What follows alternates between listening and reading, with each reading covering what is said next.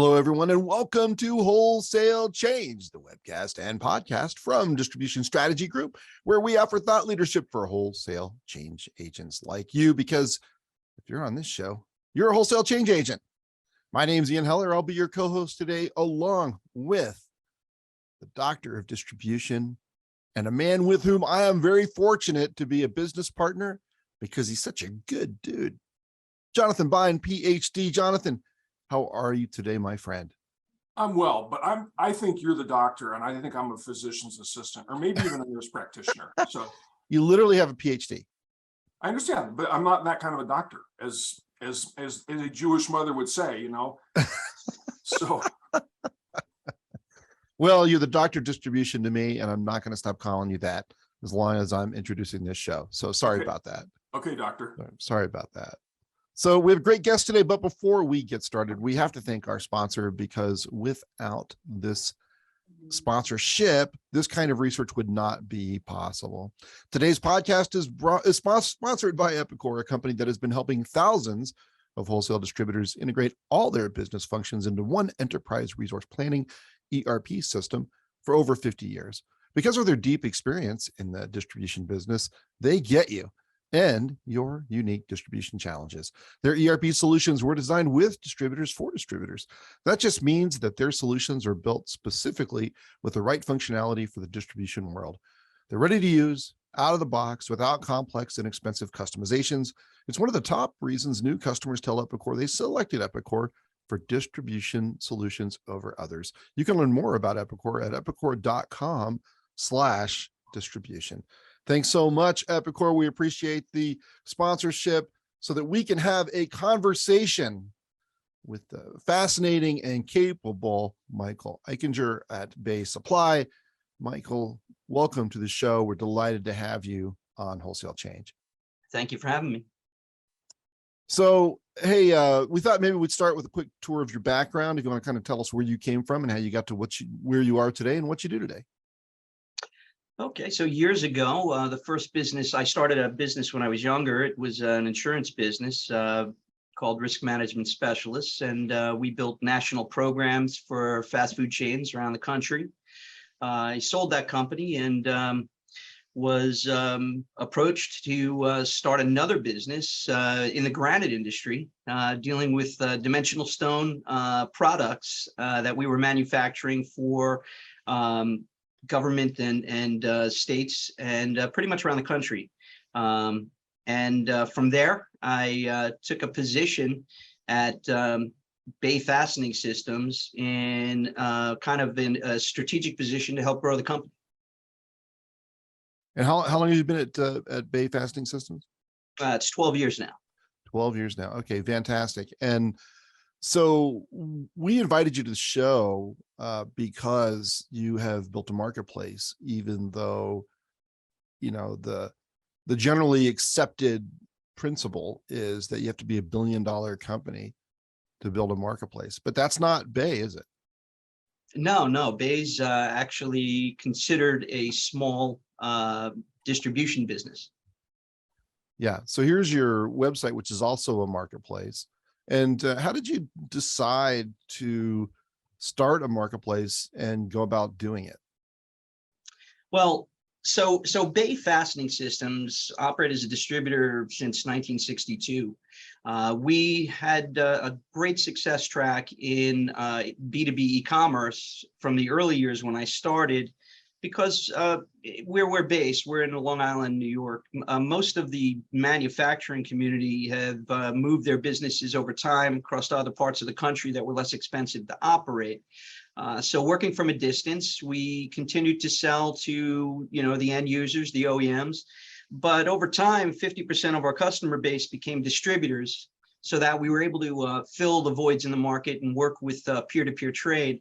And as time went on, people asked, manufacturers and distributors asked if they could sell products on our platform. We did do a number of things with distributors, manufacturers, and some Chinese manufacturers that facilitated products here for us to assist in selling. And in our final version of our e-commerce site, we decided to launch a marketplace to serve the fastener. So it's really a B2B vertical marketplace to serve the fastener industry. But I'd like to say that it's more than just a marketplace, because a marketplace simply brings buyers and sellers together.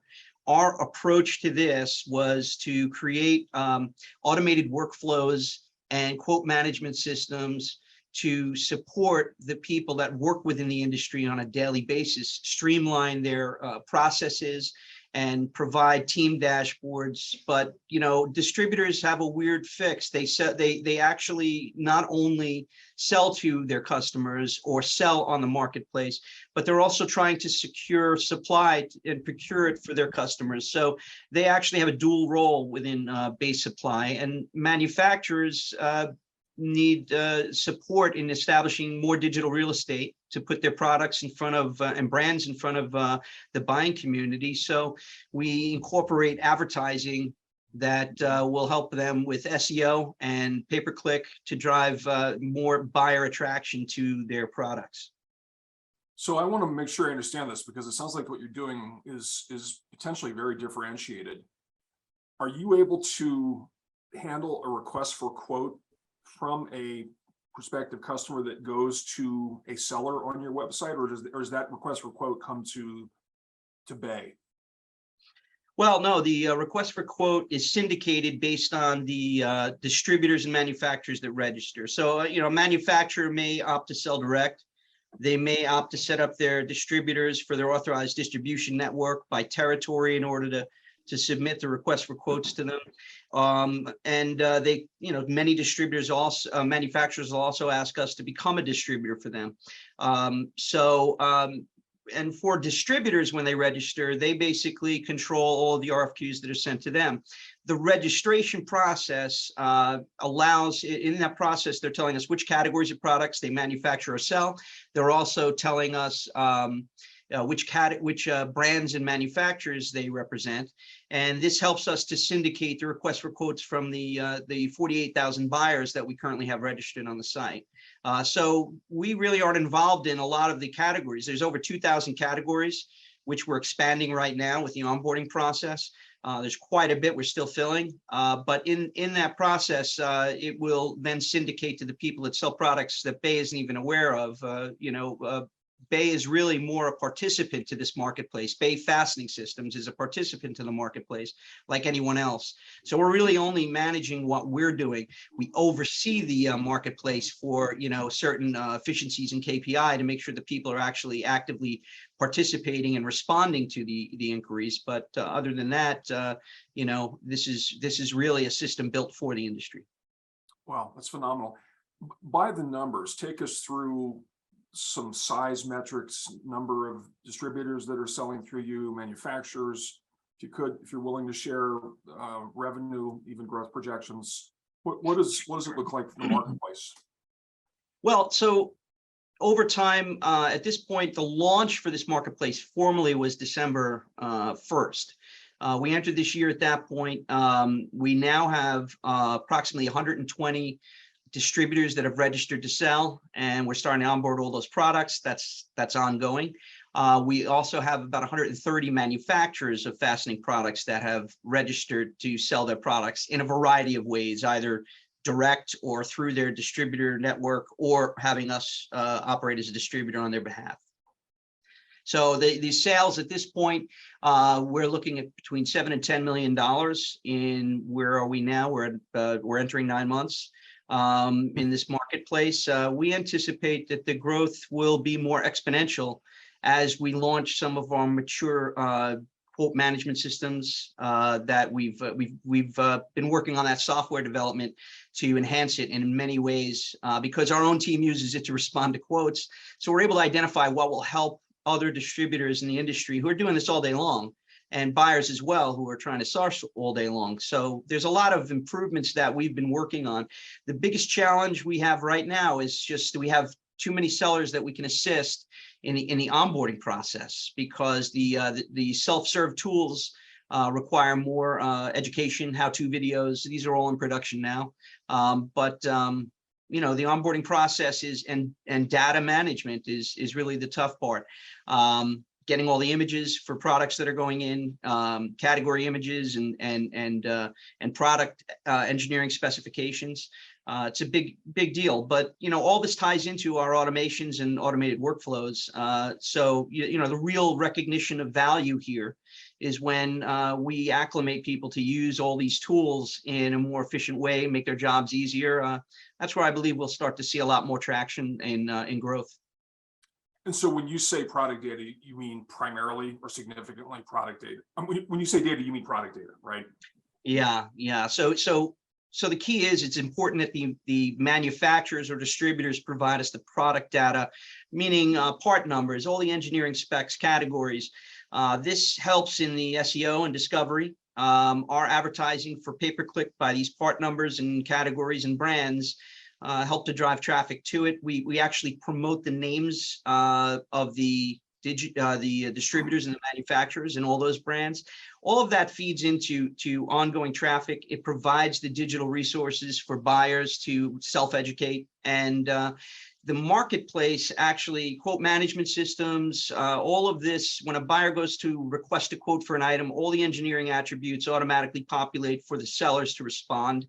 When a seller is actually a distributor or a manufacturer is actually responding to the quote, if they've provided all the data related to their pricing algorithms for peer-to-peer, which would be wholesale pricing, and retail, which would be selling to end users, the system knows what type of buyer is actually requesting the quote, and their pricing algorithms, inventory, MOQs dynamically populate for them. So it will look at the quantity requested against what they've got in stock and what their MOQ is, and make suggested allocations based on up to six different quantity requests. So that type of automation, really the power of that, to allow people to, so we call that the Bay auto quote process, because it will allow people to literally review. They can edit it, but really submit at that point, because it's all populating based on their conditions and the data that they give us. So that's what I mean. It's not just product data. It's more about the unique data that they want as far as minimum order quantities and how they package the goods. It's a lot of data to compilate, but once in place, they'll find the automation actually makes their job a lot easier. So you've clearly got the entrepreneurial gene, as you described your career, and this is a very entrepreneurial gig that you're in. Just a note for our audience, there are not a lot of B2B marketplaces and distribution that have achieved the level of revenue that Michael's company has so far. I'm curious, Michael, how are you funded? Are you funding this out of cash flow, or is there somebody behind the scenes? Because it sounds like you're creating a lot of automated infrastructure that's going to allow you to scale. Yeah, we self-funded it through our own cash flow. It's been a 4-year project, a lot of planning, a lot of budget alignments, and different milestones that we had to meet in the development of the software. But yeah, it was all self-funded, and we're happy to see the success track that we're seeing today after all of this work went into it. We have 2 questions, and by the way, we should remind our audience that please bring questions to us. We love questions, and we'll try to determine whether to answer them at the time or defer them to later in the webcast. So the first question is, do you have special requirements for content on the marketplace? How important is the quality of the product description for the manufacturer, for example? Yeah, so in building this, we basically started with quite an investment in building the taxonomy of the entire industry, which is how we came up with 2,000 categories for the fastening industry. There's 40,000 attributes that were collected that were considered vital engineering attributes, and by category we're specifying mandatory attribution and optional attribution, and filtering and search that kind of evolves around the priorities of that for each category. So with that many categories, what you'll see on the site right now is if you log in and you're registered, you'll see all the dormant categories. You can request a quote because there are sellers in many of those categories that are not yet uploading product. So we made it available for them to actually respond to RFQs. But if you're not logged in, you won't see those dormant categories. So when you're on, you're seeing a lot of missing category images, or you're seeing some missing product images, because we're in the process at this point of onboarding, between manufacturers and sellers, 260 organizations. So it's it's a lot of coordination in getting these catalogs. And some of the sellers are self-administering, but for the most part, it's a lot of manufacturers that we're working with for a lot of information and digital assets.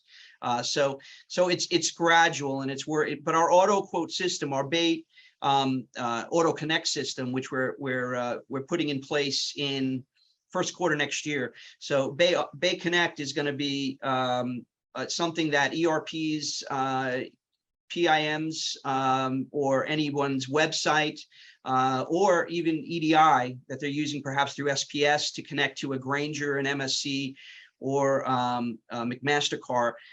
Those auto connectors will be there, so it's more of a plug and play for us to, and really there'll be no management at that point for these sellers that are onboarding, and these manufacturers that just want their products to feed in, and kind of upload their surplus inventories, so it's out of sight, out of mind. So that's been a big project that we're endeavoring right now for the launch in the first quarter. Amazing. I have a couple more questions. Actually, I think we might have covered one of these. So about how many manufacturers do you have involved, and about how many distributors? We have about 130 manufacturers and about 120 distributors right now in different stages of product onboarding. Okay, fantastic. Yeah, so I have a question, and appreciate all the questions coming in. So there are a lot of them, which is great. But when we were preparing for this call, you talked about white glove onboarding, and can you kind of go through what that means? Yeah, so the white glove onboarding is set up so that we can help the manufacturers or distributors onboard all their products. This is where the heavy lifting is coming on our part, because the self-administration tools are difficult for many to operate themselves and not familiar with it. So we kind of handhold them through. We have links that we send to them to upload their files and information, and we will then populate and apply to the taxonomies and the engineering attributes to our system, so that we're kind of building it all out for them. And I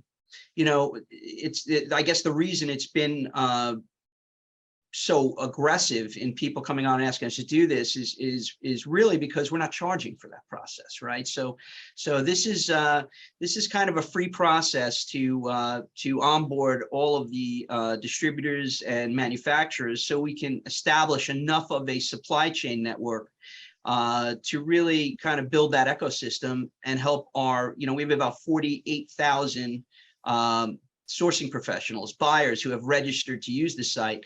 Wow. Over the years that we've been building it. So at this point, the goal is to expand the footprint of product to them. And the only way we're going to do that is by assisting the manufacturers in building their brands and getting them exposed to these buyers, and also working with distributors to get more familiarized with the digital marketing approach, give them another sales channel, and give them the tools to do their job more efficiently. And considering that it's free, it's been kind of a big cost for us, and a lot of work on our part, but necessary for us to do. It doesn't mean the whole thing is a charity and it's free. If we do have a success fee for a transaction that occurs on the platform, it's 9% on a transaction to us and 2.9 to the merchant bank. But the merchant bank manages all the money. So Bay does not get involved in money management and money collection. It's all managed through an online partner called Balance. So they take the fiduciary responsibility. The money's guaranteed to all the sellers. The only thing that sellers need to do once products are built is really provide us with their ship from addresses and enter their bank account information, so that we can actually pay them if a transaction occurs. So all quotes can be converted to a sale and a purchase order. A buying organization can use the tools to source through which sellers are giving them the best offer for whatever they're looking for, quote, availability of stock. and they can actually save a list of suggested buys and print that list and bring that through the chains within their organization, which is the normal process, before they issue a purchase order. But it would be a single purchase order for multiple vendors, which further simplifies it for them. And so it's these types of tools that are kind of going to transform the way we do things in the industry. Right now, we're at the Rolodex status in leveraging technology, and we need to make that better, because some people are doing hundreds of quotes a week, and it's ridiculous that a buyer is searching 10 different websites to try and access the supply chain and source, when in this case, they could syndicate a single request for quote and have that go to all the suppliers in the industry that actually align with what they're requesting, and can respond to them in a standard format that can be easily analyzed. And how did you go about picking? There's a software company that provides the underlying platform for your marketplace, right? Yeah. And how did you go about setting requirements and picking the platform that would work for you, and how's it working? Oh, yeah.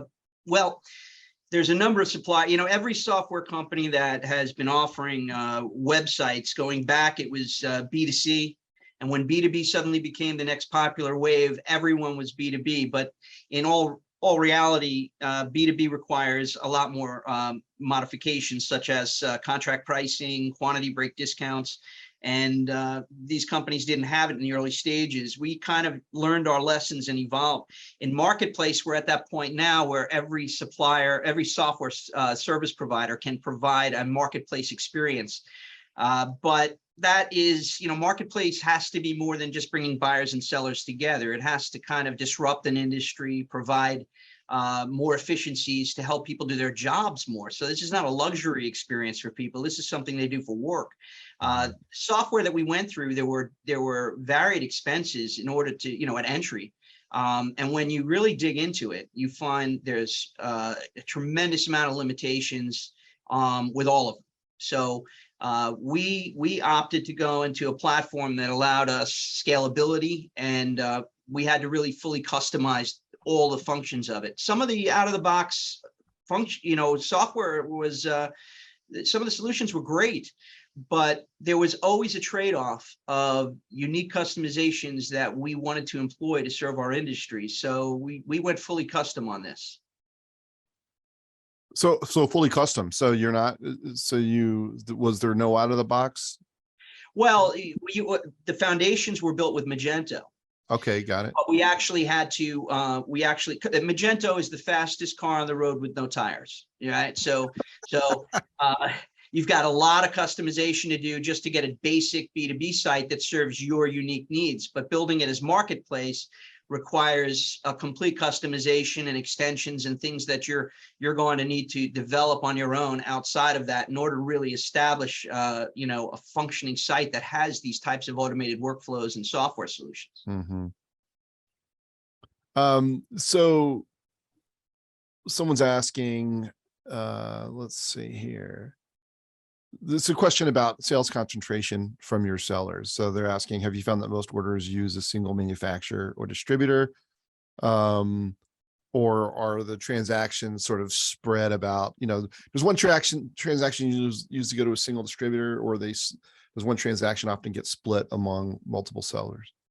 So for a buyer, it's a single transaction with multiple sellers. Right.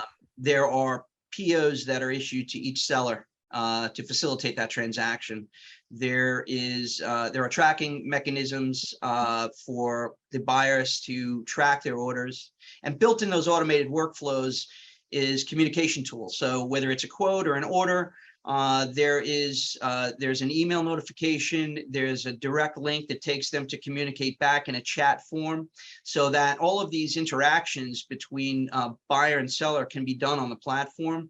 And even at the point where there's the ability to request certain special test reports on products that they're acquiring or ordered, and the sellers are able to respond back with a price to execute on one of those test reports, in which case there's an option that it converts right to the cart for a purchase. So a lot of automation, a lot of transactions that are kind of built. And so for a seller, it's kind of a single transaction. For a buyer, it's a single transaction. But within that, are multiple vendors, many times, many manufacturers and brands on a single purchase. Someone wants to know, do you fulfill via shipping only, or are there, buy online, pick up in store types of options for your sellers? Yeah, so we actually have, we allow the sellers to pick the shipping method that they want to choose, the variations of that from the providers. The site actually calculates the rates for the buyers, but we've done something unique that we've had to do over the years, which we allow the sellers, the buyers, to actually put in their account numbers and use their own account numbers to fund any shipping. So many opt to do that. They like to use their own shipping services, whether it be will call for pickup or whether it be having it go through their account. So the instructions are given to the sellers as to whether the method was prepaid or whether it was use this buyer's account and ship on that account. We are looking into more logistic solutions when we talk about a lot of bulk orders for LTL.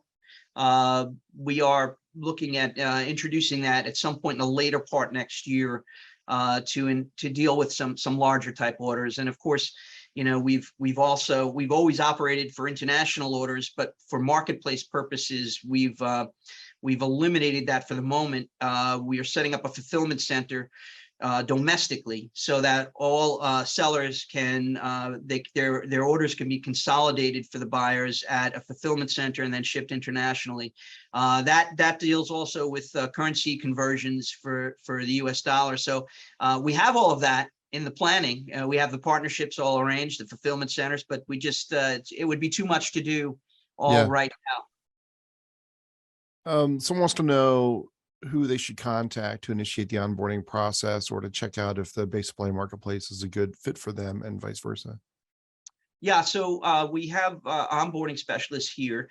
What they can do is, if they go to contact us on the website, there's seller support. They can click on that and they can send a request. Also, what pops up on the site for many first-time users would be a white glove registration service. If they enter in their information, we'll contact them from there. And of course, they can call the number on the site and we'll pass them through to an onboarding specialist. So it's basesupply.com. Right, basesupply.com. Okay. So someone is asking, do you have tie-ups with logistics when it comes to delivering the product, and is that built into the website along with the quote? With the quote, there is logistics tied in. Shipping is calculated based on the item, the weight, and if there's dimensions added, it's also calculated. And they can choose their shipping method just like anything else, from converting a quote to a purchase order. I believe I answered the question there. I think so, yeah. What's the most difficult thing in attracting manufacturers and distributors to join your marketplace? Well, it's explaining it. Many of them are not really understanding of what that is. They may look at it like, is this an Amazon for the fastener industry? And if it was just bringing buyers and sellers together, I don't think there would be a place for this, right? So it's quite a bit more than that to help them actually do their jobs more efficiently. But explaining all of that to every interested party, get them over the point of understanding that all this value proposition is being brought to them, and that they really don't pay anything unless there's a success, does kind of throw them off a little bit, I think. But it's we find it is as necessary to achieve what the end goal is, which is to establish a resource for the industry and for our customers, which, and doing so in a transparent fashion. We actually expose ourselves to our customers, to our partners and peers in the industry with full transparency, but we do trust that they're going to see the value in what we're doing. Mm-hmm. The sophistication of what you built, Michael, blows me away. And the fact that you're on $1 million a month run rate, it sounds like 9 months after launch, I think it's a very encouraging thing. I just feel like you just sort of figured out something that is turning into a big success that proves or disproves that you have to be a $1 billion company to run a marketplace. I mean, it really sounds like it's working. And, you don't have this gigantic team, you're funding it yourself, you're building out all these capabilities. How long did it take you to do the requirements for this? The requirements took me 2 years. Yeah. It was a 60-page book. But of course, the evolution of that, modifications as you're going, you really have to, one of the things with big organizations is they're not very nimble. Here we have to be able to move very quickly, make changes. And so we've got a designated development team of 8, and there every day there's communications and modifications and glitches that need to be fixed, or enhancements that we've come up with, and ongoing sprints for different launches that are taking place. The full mature product in our intended purpose really isn't going to be launched till the end of October, but we've been learning through that process on how we want that enhancement to take effect. So it's been a long plan and a lot of work. But it's exciting. It's exciting to see that, it's launched and we're seeing success tracks better than we expected. And we're moving in the right direction now. And we're so excited about that final launch of our software in October, because we really believe at that point, people are going to see the full value of what's going on here. We have another really good question that I think is a general issue for a lot of marketplaces, and curious how you deal with this. So the question is, doesn't Bay get painted with the brush either positively or negatively on how your manufacturers or distributors are handling their individual customer service interactions? And is that the fundamental issue with marketplaces, trying to herd all those cats with minimal control? Well, I think the issue for us with our direct competitors that we work with, distributors are weird. We're always buying and selling from each other. And at the same time, there's a reservation by our direct competitors to join, although we have some joining. So it's more about, well, am I going to expose my customer to them? Or the truth is no. I think the approach to this and we already have 48,000 buyers. We have the traction. The problem is we've had a limited supply source to give them. And when we look at the gaps in supply meeting demand that we've just gone through since COVID, this has taken off partially because of the fact that, really the industry is built on what's available now. Everybody needs it now. So to be able to tap into the industry supply chain, that's the number one goal for us, to provide that to buyers. And if we're doing that and directing that to our peers in the industry, we just look at that value. From a customer standpoint, we're taking all of our customers that we've acquired over the years, and we're directly exposing them transparently to all of these distributors to build relationships. And I'd say that's a pretty big risk, but we look at it like we're serving the customer. We're always going to have a place in that chain. And at the same time, we're helping the industry and helping other people grow business with us. So I see no negative to it for anyone in this chain. And I guess that answers the questions on like dealing with customers and relationships. I don't really see any conflicts in it. Well, I guess there's a precedent with Amazon that they have service level assurance, service level requirements from their suppliers, right? From their sellers on the marketplace, in terms of availability, delivery, and that sort of a thing. So I guess that would be one possibility for a Bay. Well, our conditions are stringent in that we're not just free falling on this. It's not like everyone operate free and that's it. It's more about controlling the metrics. So we have KPIs that we track, such as delivery, communication response time. We're following up to make sure that orders are being followed through with. There are tools that we receive notifications on, such as back order expected dates. The industry is not always just availability. A lot of it's custom and ordered on a back order basis. So we provide back order tools. When you think about it, this industry, you're running around trying to get quotes. What you're always asking is what's the lead time? So by sellers providing lead time or manufacturers providing lead time, that's a moving target. Now, on the listing pages, when a buyer is interested, they can click a button that says verify date. There's an email notification and a quick chat response that the seller can provide as to what the actual lead time would be. And it's these types of tools that will update the listing and allow people to actually make a purchase decision right then and there. So it's those types of tools that keep things kind of current, accurate. And then when we're tracking the actual fulfillment side of things, we're not going to, and distributors as well. We're looking to make sure that we validate these distributors before we actually approve them through our system in the background, because a buyer's going to be either a end user OEM at retail pricing or a distributor. And if we're going to provide a peer-to-peer kind of distributor pricing, then we need to know that the users are vetted and validated for that purpose. So there's a lot of quality controls that we're putting in place to make sure that this doesn't get out of hand in the marketplace. Makes perfect sense. Yeah. So someone's asking, how do you protect distributors' confidential data? Well, the information from the distributors, well, all of the if they put in a bank account as a seller, to be a seller, really that's so we can pay them. That gets encrypted on our side. No one on our side has access to that.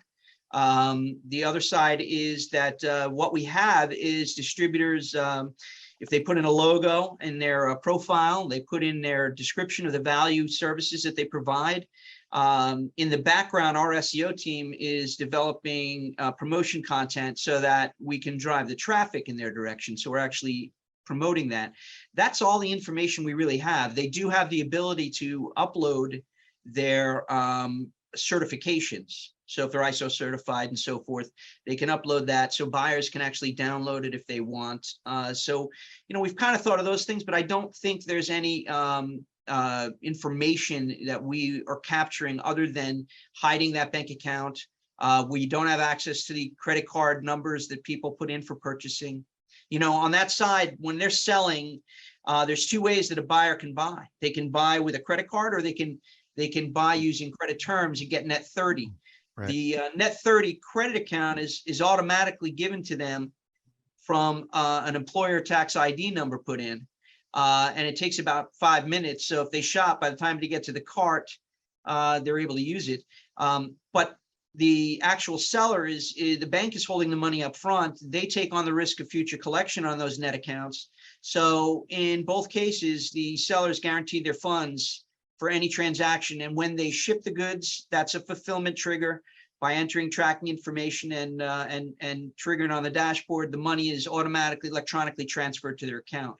So from a privacy standpoint, from a financial management standpoint, Bay is not actually involved in any of that. It's more anything that needs to be encrypted is for security purposes. And from a money management standpoint, Bay is out of that loop. We take no fiduciary role in this. I have to say, Jonathan, this is the most questions I think we've ever had on this show. Ever. And we're not done. Here's another terrific question from somebody who apologized about too many questions. Don't apologize. These are great questions. What happens when you have multiple suppliers selling the same product and all showing different cost, different price, I think it means? This exposes the pricing, and doesn't that create a race to the bottom? No, I don't think it does create a race to the bottom, because, one of the things about the fastener industry is availability, right? Inventory is king. So you find people that have availability today, and their price is much higher than when everyone has it available. So you do have a kind of industry that really doesn't create a race to the bottom like, say, an Amazon might do, right? There's a lot of product that's not available right now that people need. It just seems to happen more and more, and certainly in these times.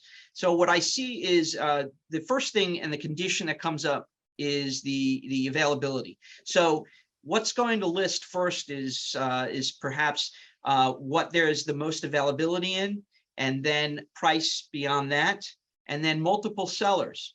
So what we actually find is people are buying from multiple vendors for the same item because one doesn't have enough supply to meet their demand. So you really have, I don't look at it more as that. I look at it more as filling a void for people that literally have to go on a wild goose chase to source what they need. And, just being able to do that and buy it from multiple vendors and get an eye as to price, availability. You may pay more for one, but you need the product, and it's the same manufacturer's product. So, this is how I see it. I don't really see it that we're going to face a race to the bottom ever in the fastener industry, because it's always supply trying to meet demand. Terrific. How easy is it for distributors and manufacturers to change their pricing on the marketplace? It's fairly easy. They can do it at an item level, or they can do it through imports. It also supports, that's one of the challenges, is also the amount of data they put in. The more they put in, the more automated they are. So if they set up wholesale pricing to sell to other distributors and retail pricing to send to end users, they can actually establish quantity break discount pricing as well. And all that will auto apply through their process, all their listings in the marketplace of available supply and all of their requests for quotes. So it's kind of it does the job for them in a lot of ways. So here's a question for you. What do you wish you knew when you started this process that you know now? I just wish I knew how complex the education process was, because when you think of the software we've created, we're asking people to learn new processes, change their habits to a degree, to recognize the streamlined value of all of that. But that takes a lot of education. So creating the education videos, we had a number of education videos we had to actually turn off that we weren't going to issue, because we decided to improve the software and modify the screens. Sure. So, there's a point of maturity where perhaps we don't have to keep redoing that, but that is really it. It's educating. And I would just wish I knew how the industry was so behind in what they can do to leverage technology and do things like this. So we have to kind of bring them full circle in a lot of ways. Not everyone, but a lot regarding, what would we do if we, how do we automate this? Could we, how do we get the data to you? How does it get built? And really it's really that. Other than that, I have already learned many times that the biggest challenge in software is that they never really give you what you think you're going to get, and you can't ask enough questions. They'll build you, it's like they'll build you a brick and mortar storefront, but they'll forget to put a door on. And you discover that much later in the game when all your money's been invested and you got to correct it. So that's how I always liken the software industry to really solution providing. It's, you can never prepare enough for that. Yeah, man, that's great. Man, we still have more questions, but I think we probably should wrap up here pretty soon. Jonathan, do you have any closing questions for Michael? Well, I think there's a broader question. So you've done this in the fastening industry, and there's a question from how do we do this in our industry? I think it's actually from somebody who's in the beauty products industry. So I think the broader question is, how would you do this in other industries? Well, I believe that every industry has an opportunity for marketplace, but if you're building it on simply bringing buyers and sellers together, I think that's a short-lived process, right? I think that there's plenty of that out there. I think to get traction and to really make it work, you need to solve a problem. So in every industry, you need to look at the workflows that people are doing. If you're dealing with the B2C community, different challenges apply. That's a luxury buy. And when I look at B2B, I look more at how people are doing jobs every day. They want to get it off their desk really fast, and that's what you're trying to solve. So you need to find a way to solve a problem in your industry. And I believe every industry has this window of opportunity for marketplace. It's just a matter of figuring out what that opportunity is. And as far as doing it, there's plenty of software providers that have an out-of-the-box solution, but you need to look at what your plan is, because if your strategic plan and the way you solve that problem in your industry is not going to fold into the software, effectively, then you need to look at a different solution. So, strategy first, software second. Beautiful. Yeah, absolutely. Right. Michael, this has been absolute gold. Thank you so much for being on the show. Thank you for having me. You just shared a wealth of knowledge, and we really appreciate it. I know our audience does as well. If you want to talk to Michael, then you can email him at this address right here, meichinger@bayfastening.com. You can get a hold of me or Jonathan at the email addresses there. We do have a couple of shows coming up. Alex Chowsowski has launched a new podcast with us called The Discerning Distributor. He is going to do his next episode on September 8th. That show was brought to you by Oracle NetSuite. On September 14th, we have the next episode of Wholesale Change. We're delighted to have Alex Tomey on the show. He's the SVP and Chief Merchandising Officer at Global Industrial. So we'll hope to see you at those future shows. Michael, one more time, thank you so much for joining us today. Thank you very much. Jonathan, great working with you again, my friend. And we'll see you next time on the Wholesale Change Show. Bye now.